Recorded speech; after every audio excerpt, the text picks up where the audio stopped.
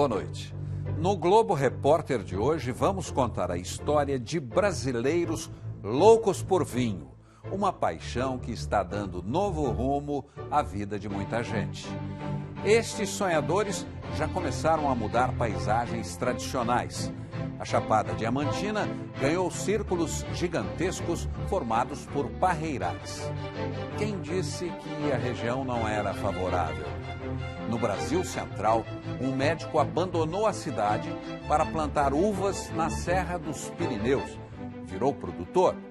Do interior de Minas, terra do café, saiu um pesquisador que foi à França e descobriu um segredo: como estabelecer um novo calendário para a colheita das uvas.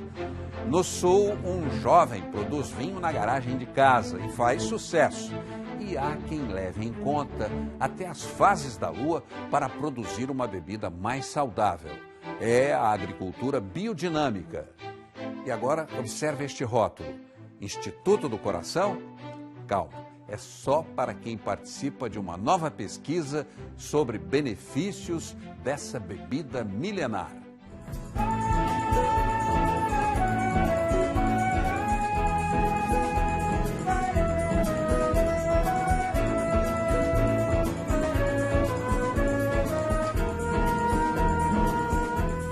No coração da Bahia, a paisagem é plana a perder de vista. Até que um degrau de rochas rasga a terra. Não é uma barreira, é um convite.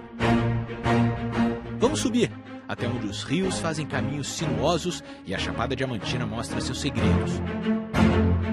No fundo da caverna escondida, o raio de sol revela um azul improvável. Mergulhar na Chapada é encontrar cenários que a natureza foi esculpindo por milhares de anos.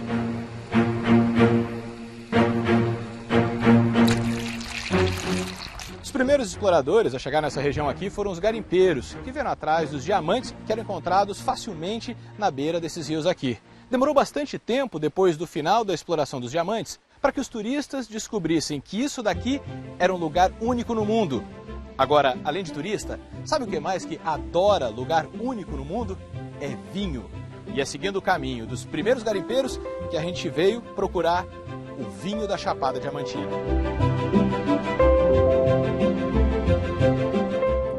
E é no pé da Chapada que encontramos os novos garimpeiros, tratando videiras como se fossem diamantes.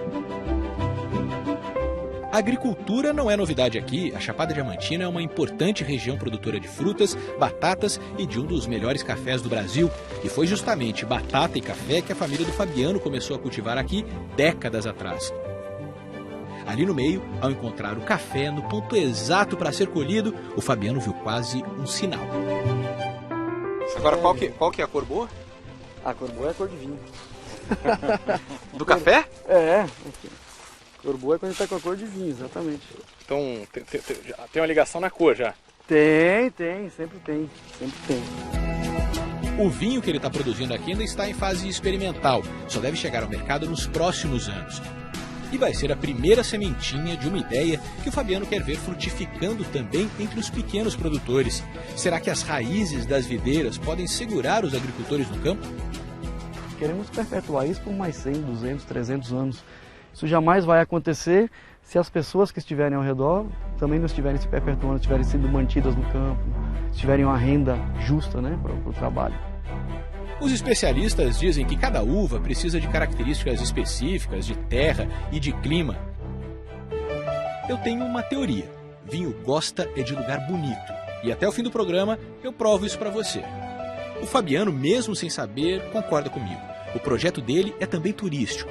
Ele quer tentar levar um pouquinho dessa beleza toda para dentro das garrafas e quer que as garrafas possam ser mais um atrativo para o lugar. Você achou que ia fazer isso aqui que você está fazendo agora? Abrindo um vinho? Não, eu acho que a nossa família jamais imaginou isso. E quando olha para trás aí? Não, chega a arrepia, né? Ao futuro, a Chapada Diamantina e essa bela vista que nós vemos aqui. Merece. Esse foi o primeiro brinde no novo cenário do vinho brasileiro, mas não vai ser o único. Se produzir vinho na Chapada Diamantina parece inusitado para você, o que vem na sua cabeça se eu falar em Cocalzinho de Goiás, na Serra dos Pirineus? Ninguém gosta de ser chamado de maluco, né? Mas foi isso que muita gente achou do Marcelo e da Adriana. É que o casal decidiu produzir o próprio vinho. Até aí, tudo bem. Mas entre tantas áreas ao redor do mundo e do Brasil, onde a produção já é consolidada, o casal decidiu desbravar o Cerrado, em busca de terras para o cultivo de uvas. Daí a explicação para serem chamados de malucos. Ainda bem que essa fama não pegou.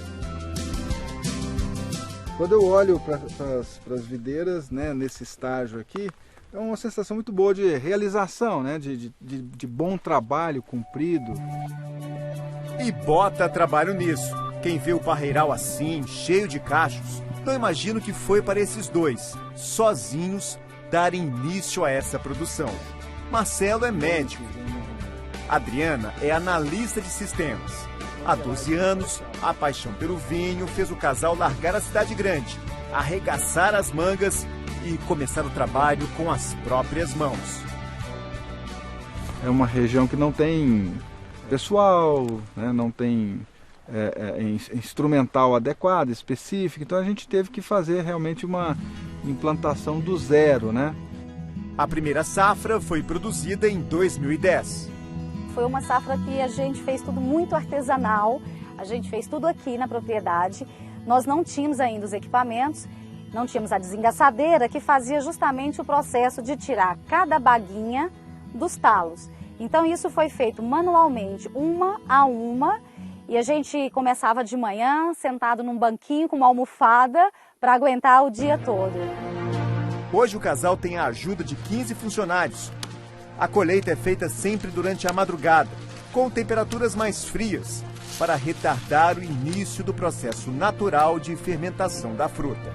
A produção ainda é pequena, na fazenda de 4 hectares, mas os resultados já começam a aparecer. A pessoa está começando a falar, na minha região a gente produz vinho bom. E apesar das dificuldades, Marcelo e Adriana não se arrependem do dia em que pegaram os filhos pequenos, deixaram a cidade de Goiânia para começar uma vida tão diferente.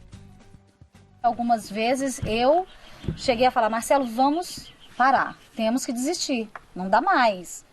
Uma brincadeira, eu ainda falei, você já vendeu tudo, só faltou vender a esposa e os filhos. Mas ele falou, não dá pra gente parar agora. Precisa de muita paciência, de muita persistência, muita coragem. A gente pode dizer que produzir vinhos nesses lugares tão inusitados só está sendo possível graças a um jeitinho brasileiro. Para ser mais específico, esse é um jeitinho com sotaque mineiro.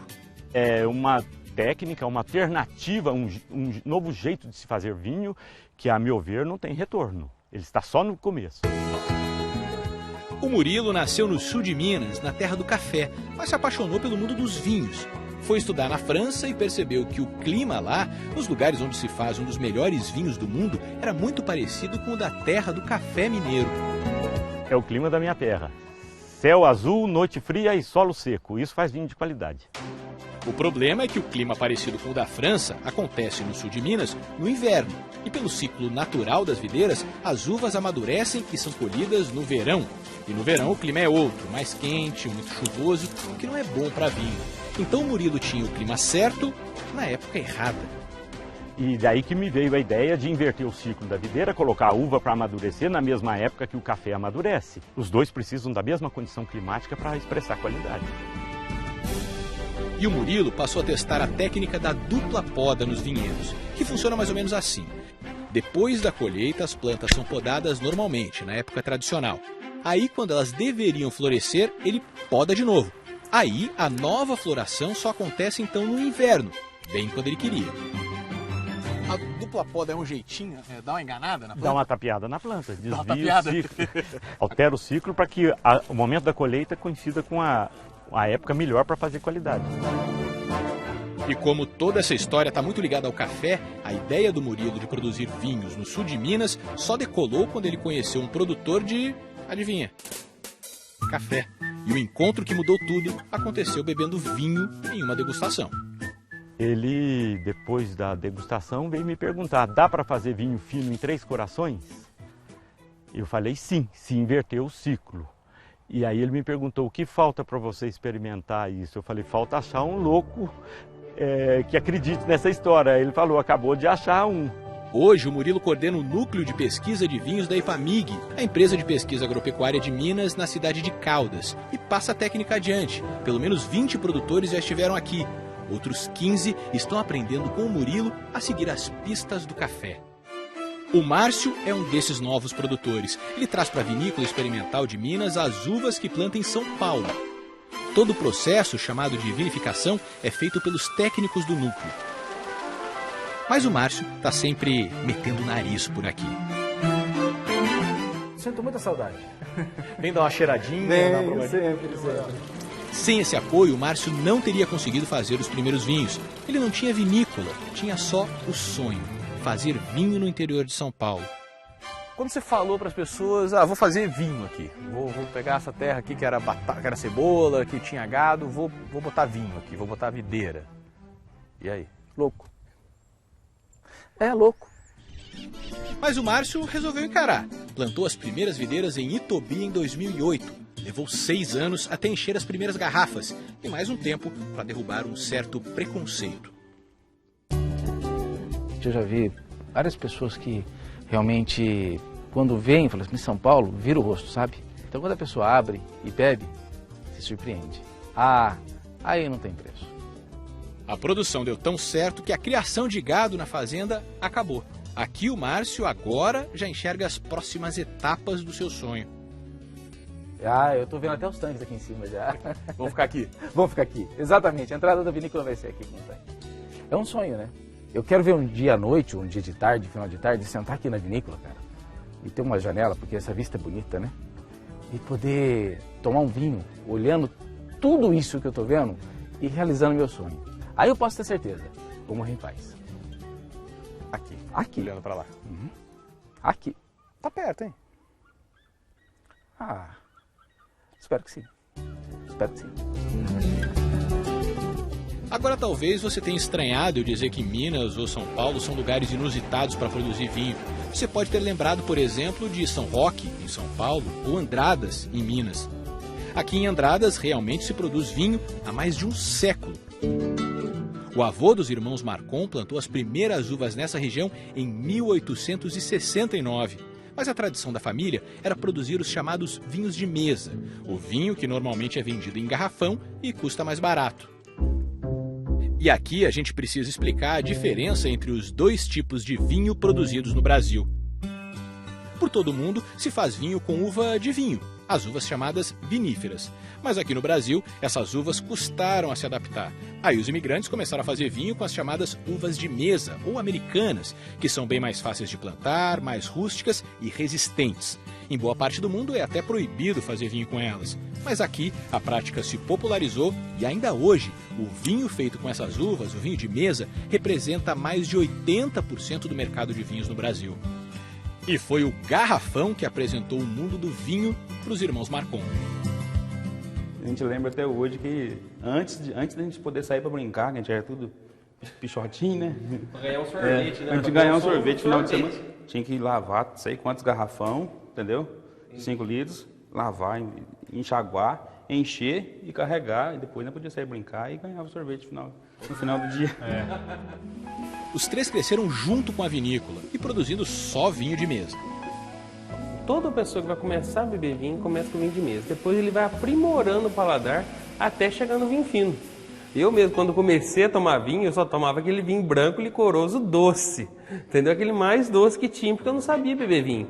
Assim como aconteceu com Carlos, o gosto do consumidor brasileiro foi evoluindo e no início dos anos 2000 a procura por vinhos finos aumentou. A gente já tinha vontade de fazer já, né? Mas aí juntou o consumidor nosso, chegava aqui, aquele cara que tomava aquele vinho de mesa mesmo, que aí que você já vai ver a evolução, né? Aquele cara que tomava vinho de mesa, você não tem um Cabernet, um Merlot. A primeira tentativa de fazer vinhos finos não deu certo. As uvas foram colhidas na época tradicional, durante o verão, período de chuva, e estavam longe do ideal. Aí eu, como eu sou responsável da cantina, eu já ficava louco. Entendeu? Porque eu brigava com ele falava que não tinha culpa, e ficou naquele negócio, né? E a vontade de fazer vinhos finos poderia ter acabado ali. Mas aí o Luiz Henrique conheceu a técnica criada pelo Murilo, que permite colher uvas durante o inverno com o clima mais seco, e decidiu comprar novas mudas, escondido dos irmãos. Você tá louco? Vende, gente, vai vender. Se a gente produzir um bom vinho, vai vender. E vai vender caro, né? A gente vai ganhar dinheiro, né? E vai ter um público diferenciado. Aí eles falaram, é capaz, nunca. A prova dos 9 foi tensa, os trabalhadores da fazenda chegando no vinhedo para a colheita.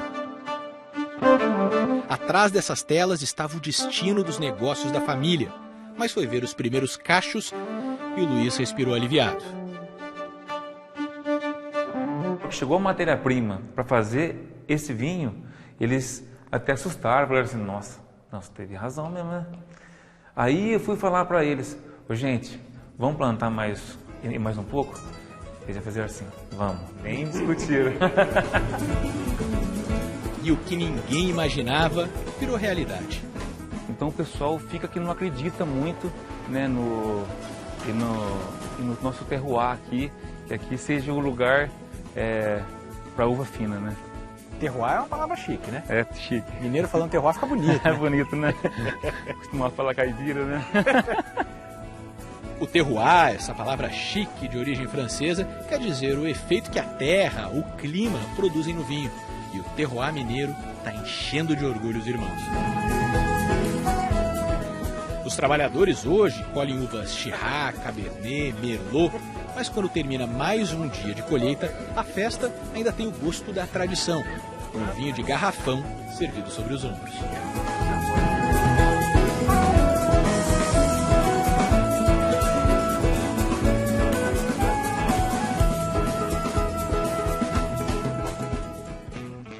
Um passeio pelo São Francisco. No cardápio, espumante produzido com as águas do próprio rio. E a adega onde o vinho envelhece ao som da música de Tom Jobim. É daqui a pouco.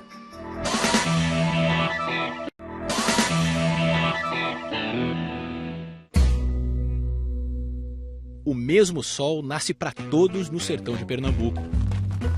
Mas não chove para muita gente não. E o sertão segue seco, ardendo, esperando a estiagem acabar. Em meio a um cenário tão árido, chegamos a um oásis, feito de videiras, uvas e vinhos.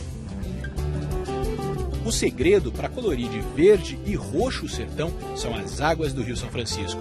Foi pertinho dele que as vinícolas se instalaram, usando as águas do rio para irrigação. E produzem aqui de um jeito que não se produz em nenhum outro lugar do mundo. Aqui a gente tem colheita contínua, o ano inteiro a gente colhe aqui, toda semana a gente colhe uva. Em todo o mundo, as videiras produzem uma vez por ano, no verão. Aqui, elas dão 2 safras. E com o manejo certo, eles ainda conseguem fazer com que toda a semana tenha uva sendo colhida. Enquanto a gente colhe um parreiral que está lá na frente madura, já tem outro parreiral que está pintando, outro está na fase de floração, e assim contínua, quer dizer, nunca para. Isso só é possível por causa justamente do sol, do clima que tanto castiga o sertão. A região tem basicamente 2 estações. Uma é quente, a outra é muito quente. E essa constância de calor e tempo seco faz com que, com as águas da irrigação, as plantas vivam num eterno e produtivo verão. A única região do mundo em que você no mesmo dia vai, visita uma vinícola, uma plantação e no mesmo intervalo você consegue observar a planta nos 4 estágios que seriam as 4 estações do ano. O Ricardo Henriques é o enólogo português de uma das grandes vinícolas da região e agora quer consolidar o Vale como uma referência de qualidade no mundo do vinho. Ele sabe que essa história tem que correr junto com a preservação do Rio São Francisco. Então as pessoas têm consciência que a água é um recurso finito. Então tem que ser estimado, tem que ser valorizado e tem que ser bem aproveitado. Até porque se a água acabar... As pessoas que vivem aqui, vivem da região, vão fazer o quê? Vão viver do quê? E tem muita gente vivendo desses parreirais. Faz 30 anos que as uvas começaram a mudar a história da região. Hoje são 5.000 empregos criados pelas 6 vinícolas espalhadas pelo Vale do São Francisco. Um deles é o do Valdemir. Você era uma pessoa que não sabia nada de vinho? Nada, não tinha conhecimento nenhum sobre vinho. Nem tomava? Nem tomar eu sabia. Mas em 18 anos trabalhando aqui, ele aprendeu tudo sobre uva. Mas aqui ela já está bem docinha, já está quase pronta para ser colhida, quase pronta para ir para a fábrica. Para virar vinho? Para virar o vinho. O Valdemir começou como auxiliar, depois foi laboratorista, guia turístico, hoje é gerente de produção da vinícola e muito grato ao vinho. O que eu consegui até hoje, então, foi devido a esse emprego meu aqui, trabalhando com uva, trabalhando com vinho. E é coisa assim que eu gosto de fazer, é trabalhar com uva, é trabalhar com vinho. E esse vinho também cria empregos indiretos aqui. A gastronomia e o turismo da região cresceram, recebendo gente que já viajou o mundo por causa do vinho e que resolveu ver de perto essa produção tão única. Olha, eu tinha muita curiosidade daqui, todo o processo do gotejamento, né? É interessante ver como é que eles fazem para manter tudo verde. E os turistas se encantam e se esbaldam. Gostou dessa uva? Boa demais. Delícia. E os atrativos não acabam na plantação, claro. Lembra que a água que rega essas videiras vem do São Francisco? E o São Francisco é lindo demais.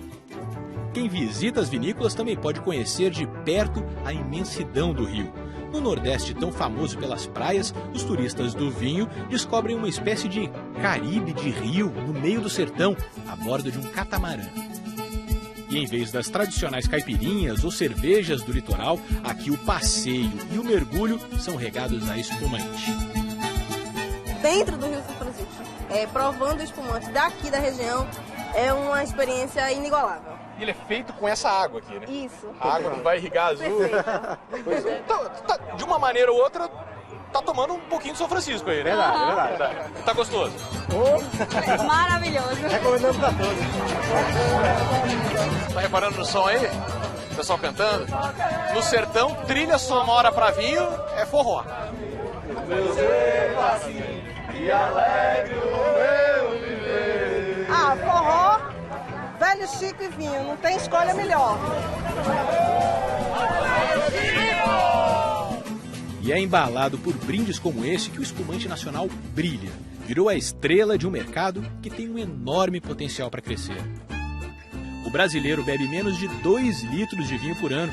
É pouco se a gente comparar com os vizinhos. Cada chileno consome 17 litros, os argentinos 23. E se compararmos com a França ou Portugal, então, lá o consumo médio é de 42 litros por ano por habitante. Além disso, quando falamos de vinhos finos, 80% do que o brasileiro bebe é importado. Mas quando o assunto é espumante, isso muda. Nos últimos anos, o consumo dos importados diminuiu e o dos nacionais aumentou. Hoje, 82% dos borbulhantes que consumimos é daqui mesmo. Um dos motivos da alta é que o espumante brasileiro é muito bom. E os mais premiados vêm do sul do país, da terra dos pioneiros e principais produtores de vinhos nacionais. Até a década de 30 só se fazia no Brasil vinho de mesa, aquele vinho colonial feito pelos imigrantes. Aí um grupo de agricultores aqui do Rio Grande do Sul resolveu se juntar para tentar fazer vinho fino. Eles trouxeram as mudas da Europa e plantaram as primeiras videiras aqui em 1929. E são essas videiras. Essa aqui é uma senhora de 87 anos. 87 anos de serviços prestados ao vinho brasileiro. Hoje as videiras quase centenárias vivem numa espécie de aposentadoria remunerada, preservadas numa pequena área da propriedade de 140 hectares em Flores da Cunha. Também está lá o casarão das primeiras festas da uva, guardando boa parte da história do vinho no sul do país. O dono comprou a área em 2001 e o plano era fazer um loteamento. Mas aí começaram os apelos de quem conheceu ou viveu a história do lugar.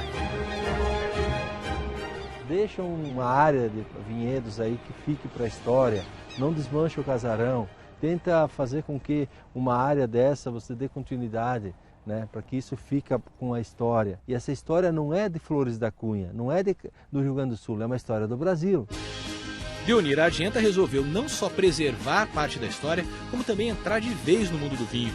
trouxe 170 mil mudas da França e da Itália e começou a dar forma ao que se tornaria uma das vinícolas mais modernas do país.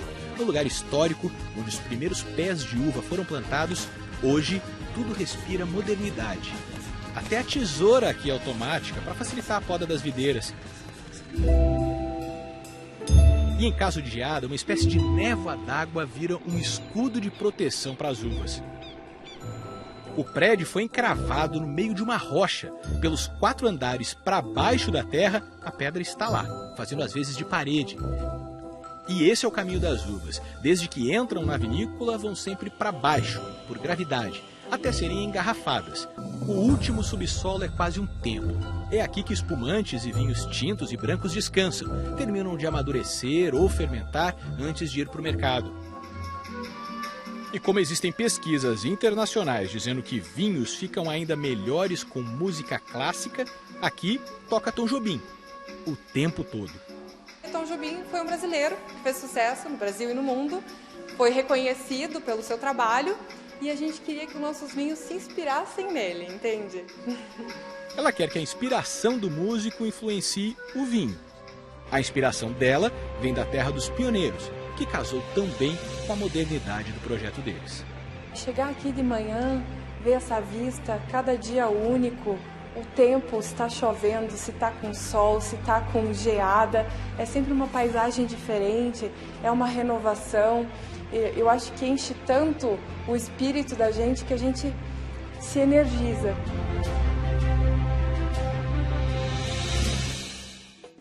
Saúde! O tradicional cumprimento na hora do brinde não é brincadeira. Brasileiros estão empenhados em produzir um vinho ainda mais saudável. Voltamos já já.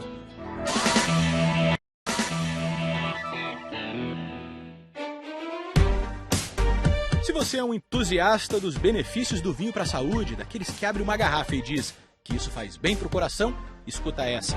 O Instituto do Coração agora tem um vinho. Duvida? Olha ele aí, é um Merlot feito no Rio Grande do Sul que leva o nome do Incor no rótulo. Mas calma, não é um vinho remédio e nem vai ser possível comprar. Isso é pesquisa científica. Não adianta você bater aqui na porta do Incor para ganhar vinho para tomar 3 semanas, não vai adiantar. O Dr. Protásio estuda há 15 anos os benefícios do vinho tinto para a saúde. Vários estudos experimentais indicam mecanismos que de fato são benéficos para o sistema cardiovascular. A mais nova pesquisa dele é sobre os efeitos do vinho na flora intestinal. É que a gente produz no intestino uma enzima que está ligada à arteriosclerose. A medicina já sabe que dá para evitar essa enzima com antibiótico. Só que não dá para a gente tomar antibiótico a vida toda. O que o Dr. Protásio quer saber é se o resveratrol, substância encontrada no vinho, também pode controlar essa enzima. Durante 3 semanas, os pacientes que participam da pesquisa vão tomar uma dose diária de 250 ml de vinho tinto, que é a quantidade dessa garrafinha. Aliás, vale lembrar que essa é a dose máxima que os médicos recomendam. Mais do que isso, mesmo sendo de vinho, o consumo de álcool pode fazer mal para a saúde. Enquanto o Dr. Protásio estuda os benefícios do vinho para o nosso corpo, esse pessoal aí quer fazer um vinho mais saudável. O grupo da cidade de Pinto Bandeira, na Serra Gaúcha, está investindo na chamada biodinâmica, uma técnica que trata das plantas, tratando todo o ambiente. O que eles estão misturando aí é um preparado com esterco de vaca e alguns outros ingredientes, tudo natural. Uma espécie de homeopatia da agricultura. E não é só dar uma misturadinha, não. Esse é um trabalho de 1 hora. Vai fazer meia hora já, agora que vocês estão... Eu não devia ter dito isso. Por quê? Tem uma regra, a gente nunca fala. Nunca fala a hora. Acabei de estragar o... Pra não desanimar. Ah, pra não desanimar? Por quê? Ainda tem quanto tempo aqui? Meia hora. Mais meia hora. Na metade. E aí é um trabalho pesado, né? É, com certeza. Por isso que fazem com bastante gente. Também tem a lógica da quanto mais gente envolvida, mais energia, né? Eles trabalham muito com a questão da energia. Então tem muita energia sendo colocada aqui nesse composto. Bastante. Esse é um dos princípios da biodinâmica, canalizar energias para melhorar os vinhedos. Esse composto, por exemplo, depois de pronto, vai ser enterrado e vai ficar assim por 6 meses. E não é só para aproveitar o calor como num processo de compostagem, é para captar as informações e energias da terra. Aqui, o revestimento é de madeira, Mas dependendo de onde vai ser aplicada a mistura e para que ela serve, podem ser usados outros recipientes. Você falou de enterrar dentro de um crânio de uma vaca. Isso é uma técnica. Se eu enterrar num pote de barro, não é a mesma coisa? Não, não é a mesma coisa. A lógica desse invólucro, que a gente chama, que no caso é o crânio, ele exatamente tem isso. Ela tem a capacidade de captar determinada informação, de determinada energia. Se for num pote de barro, ele vai ter capacidade de captar outra energia, outra informação. Então não é a que nós queremos. Então, para aquele preparar, nós queremos esse tipo de informação. Então nós selecionamos a antena que vai fazer esse processo.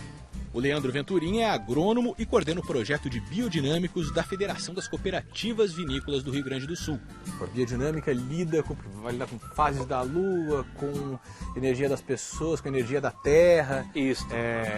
Não é uma coisa mística. Não, não é místico. E quem acha que é místico tem que testar, aprovar, usar e ver a diferença que dá. Paulo José é agricultor e há 1 ano vem usando a técnica nas plantações de uva. No começo eu achei um pouco estranho, né? Eu achei, bom, será que vai funcionar isso aí e tal? Aí quando eu comecei a estudar, então, fazer curso, aí eu fui ver que isso tem muita lógica. Ele já tinha visto essas lavouras mudarem bastante. Ainda menino, acompanhou a chegada dos agrotóxicos. Depois, já adulto, trocou a agricultura convencional pelos orgânicos. A agricultura orgânica já é muito boa, né? Mas eu acho que é possível melhorar ela com biodinâmica. E o vinho mudou? O vinho, assim, palatavelmente, a mudança não é tão grande. Porém, os benefícios que ele traz para a saúde, com certeza, são maiores, né? O suco também. Você acha que é um vinho mais saudável? Com certeza. O projeto da biodinâmica começou aqui há 3 anos. Hoje, já são 30 produtores envolvidos. Até pouco tempo atrás, uva orgânica aqui não passava de meia dúzia de produtor que chamavam de bicho grilo, né? Agora nós temos, se considerar a uva entregue nas cooperativas, já por produtores associados às cooperativas, já temos mais de 2 milhões de quilos de uva orgânica. Se considerar estes grupos que estão se formando agora, nós temos dezenas de pequenos produtores que já estão no processo de produção de uva orgânica e também acumulando esse conhecimento do biodinâmico. E todos se ajudam. Depois de passar a manhã juntos, amassando e enterrando adubo, o grupo chega à propriedade do Hélio para aplicar um outro preparado.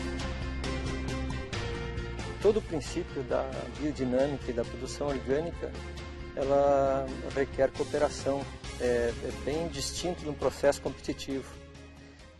Os objetivos só são alcançados se todo mundo cooperar. A Marina é enóloga e uma das responsáveis técnicas do grupo. O biodinâmico vai ser um complemento para a produção dela.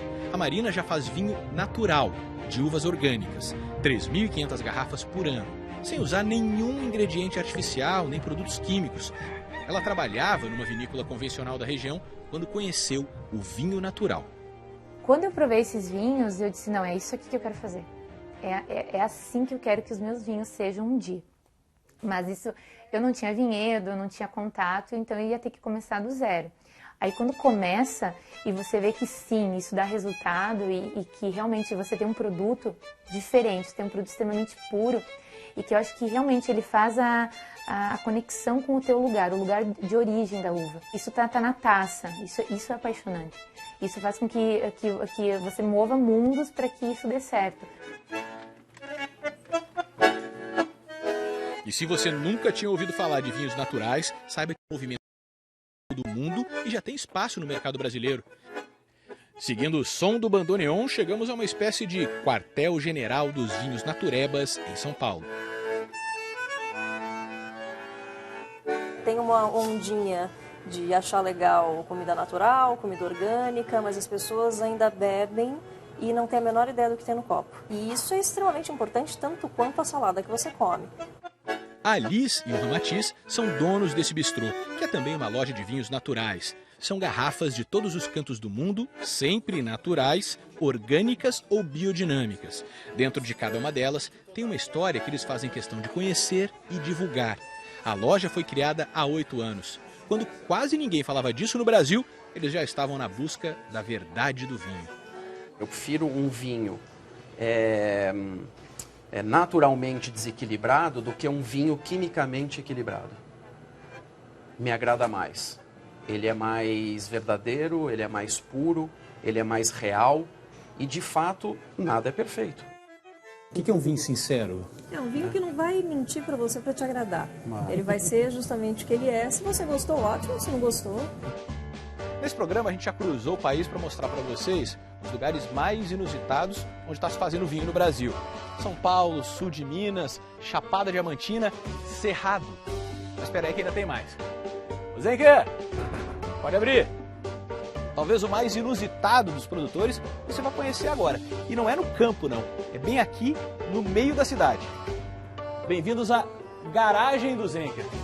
O lugar onde esse camarada aqui faz pelo menos 6.000 garrafas de vinho todo ano.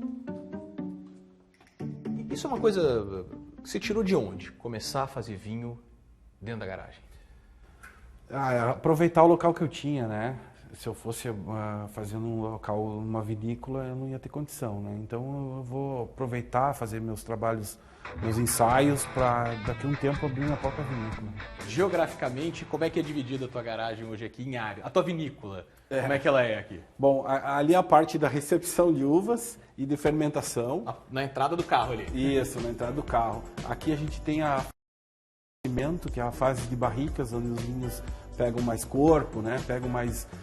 enfim, eles estabilizam. E aqui é a parte que eles ainda estão um pouco jovens, que é a parte que eles ficam nesses tanquinhos de polipropileno. Aí a uva entrou lá junto com o carro, pelo caminho do carro, aí passou por um tanque, veio para cá para a barriga de envelhecimento e aqui atrás já está na garrafa. Isso, aí depois ele vai para a cave.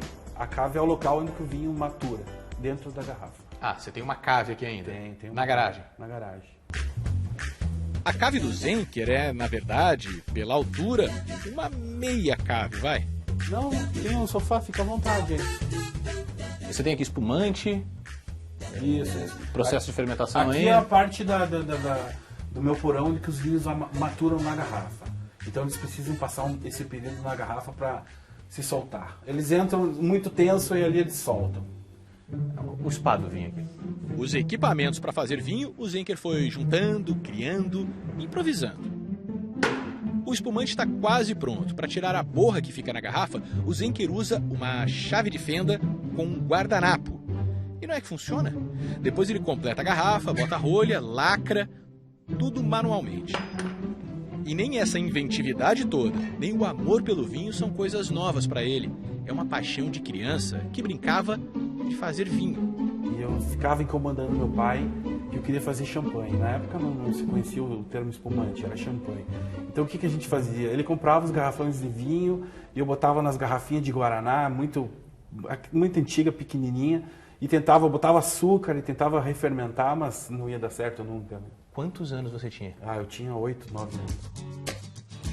O sonho do menino se realiza hoje na mesa da garagem, onde o Zenker está sempre recebendo amigos para degustar e falar das suas criações. O vinho, ele fomenta amizades, ele fomenta relações, ele fomenta emoções.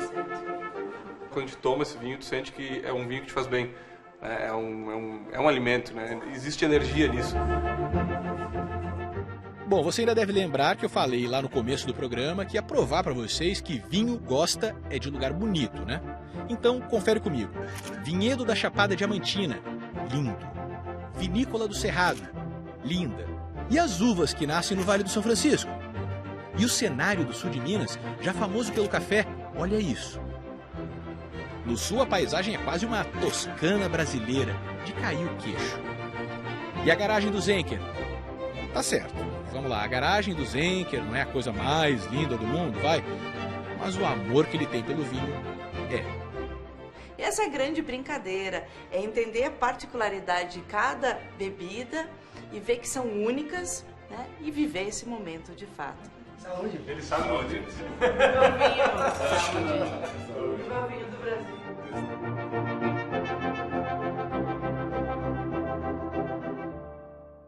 Fique agora com mais um episódio da série Lista Negra. Um ótimo fim de semana e até a próxima sexta.